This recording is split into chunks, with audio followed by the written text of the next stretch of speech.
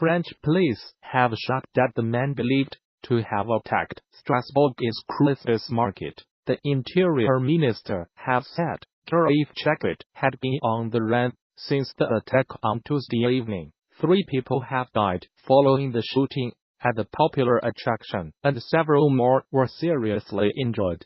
Chekit 29 had a string of criminal convictions in France and Germany, and had become a radical Islamist while in prison. Interior Minister Christophe Castaner said 3 members of the National Police saw a suspicious individual on Rue de Nazareth in the Neudorf area of Strasbourg at 21:00 local time, 10:00 GMT. The officers stopped the man, who turned around and fired on the police. They fired back and neutralized the attacker. Mr. Castaner said hundreds of French police and security forces had been searching for Chekit. A large police operation had taken place in Neudorf earlier on Thursday, but ended apparently without results. 5 people have been arrested in connection with the attack. They include Karaif Chekit, his parents, and 2 of his brothers. According to police, Chekit was born in Strasbourg and was already known to the security services. He was the subject of FHS, a watch list of people who represent a potential threat to national security. He had 27 convictions for crimes, including robbery spanning France, Germany, and Switzerland, and had spent considerable time in prison. As a result, police were seeking him on Tuesday morning in connection with another case, but did not find him at home. A search of his apartment in Neudorf revealed a grenade and rifle, 4 knives, 2 of which were hunting knives and ammunition. The death of Kamal Nakchband, originally from Afghanistan, was announced on Thursday. The father of 3 died in hospital. His mosque announced that his funeral will take place after Friday prayers. Svitobi, CSD Kamal Nakchband, P. 3 infants, most well known as Q-San Office for Rare Lucie, Vendredi 14 December, La Grande Mosquée et Sultanbi, in Strasbourg, APRS La Prairie du Vendredi 13 Il sera in Hempochemati et Musulman du Strasbourg, Minoptic. Twitter. COMLK6 End of Twitter post by @GMA Yab Sultan, a retired bank worker aged 61 from Strasbourg, was also killed in the attack, according to a figure.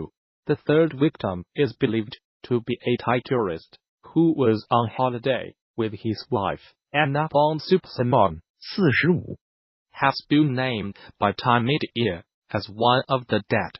The US Senate has voted to withdraw its military aid for Saudi Arabia as war on Yemen, and to blame the kingdom's crown prince for the murder of a journalist. Members of President Donald Trump's Republican Party joined Democrats by Subject 41 to rebuke the longtime ally over reporter Jamal Khashoggi's death. Mr. Trump has vowed to veto the largely symbolic measure, and it is unlikely to pass the House of Representatives. Experts say Yemen is experiencing the world's worst humanitarian crisis. The non-binding War Powers Resolution also calls on Saudi Arabia to moderate its increasingly erratic foreign policy. The US chose to cease refueling Saudi warplanes last month, and first state's resolution, if it were passed into law, would prohibit that practice from resuming. The measure is seen as politically embarrassing to Mr. Trump because he has refused to condemn Crown Prince Mohammed bin Salman, despite the CIA's assessment that he probably personally ordered the killing of Khashoggi. AS resident, independent Vermont Senator Bernie Sanders, who supported the measure, described it as a historic moment. Today we tell the despotic government of Saudi Arabia that we will not be part of their military adventures, he said. He said the vote is a signal to the world that the United States of America will not continue to be part of the worst humanitarian disaster on the face of the earth. Since hostilities began in 2015, thousands of civilians have been killed, and millions have been pushed to the brink of starvation, according to Leon. The Trump administration had opposed the bill, arguing that support for the Saudi-led coalition is vital to isolating Iran, which backs the Houthi rebels who are fighting against Saudi Arabia in Yemen. The bill calls upon President Trump to remove all United States forces engaging in hostilities in Yemen, except for those combating Islamist extremists. Earlier on Thursday, the warring parties met in Sweden, where they reached an agreement to hold a ceasefire in the port city of Hudaydah, which serves as the principal lifeline for two-thirds of the country. Secretary General Antonio Guterres said he hoped this would be the starting point to bring nearly 4 years of civil war to a close. A statue of Mahatma Gandhi, the famed Indian independence leader, has been removed from a university campus in Ghana, its capital. Accra University of Ghana lecturers began a petition for its removal shortly after it was unveiled in 2016 by its former president, Pranab Mukherjee. The petition said Gandhi was racist and African heroes should be put first. In the wake of the row, Ghana's government at the time said the statue would be relocated.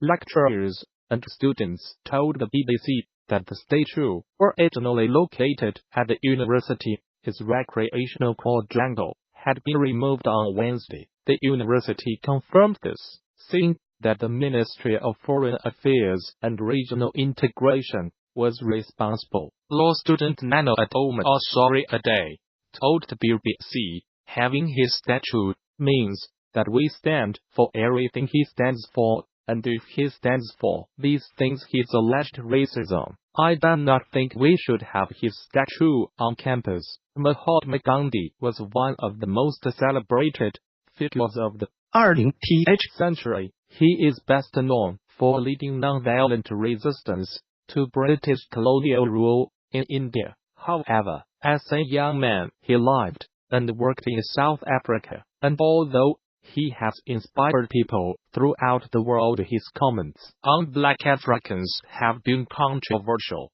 In his early writings, he referred to black South Africans as Kafir, a highly offensive racist slur. He also said that Indians were infinitely superior to black people. A Russian woman accused in the arts of acting as an agent for the Kremlin to infiltrate political groups has pleaded guilty in a deal with prosecutors. Gun rights activist Maria Butina 30 admitted a single count of conspiracy at a court in Washington, D.C. She allegedly tried to infiltrate the National Rifle Association (NRA) in an effort to influence its policies in favor of Moscow. Butina initially pleaded not guilty. She has been in custody since July. She has also agreed to cooperate with investigators.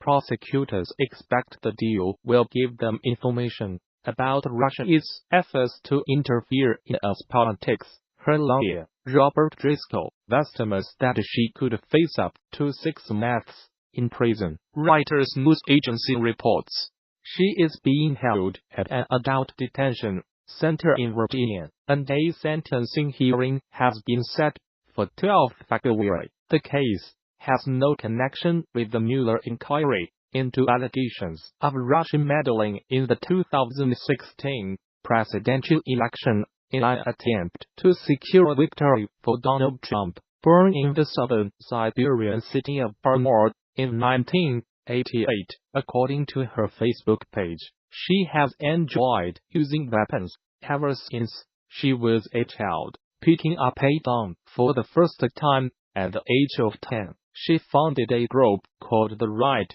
to Bear Arms, unquote, for the sale of short-barreled firearms to civilians to be made legal. In 2012 he became a life member of the powerful NRA, and began traveling to the US for its conventions. In 2015, she attended a Trump campaign event in Las Vegas, asking the presidential candidate about his views on sanctions against Russia. By 2016, she had a student visa to study for a master's degree at American University in Washington, D.C. Analysis by Anthony Zucker in Washington. In some ways, Maria Butina was like any other young, ambitious, aspiring political player in Washington, D.C. trying to network their way to power and status. The difference, of course, is that she was a Russian national in communication with and taking actions to advance the interest of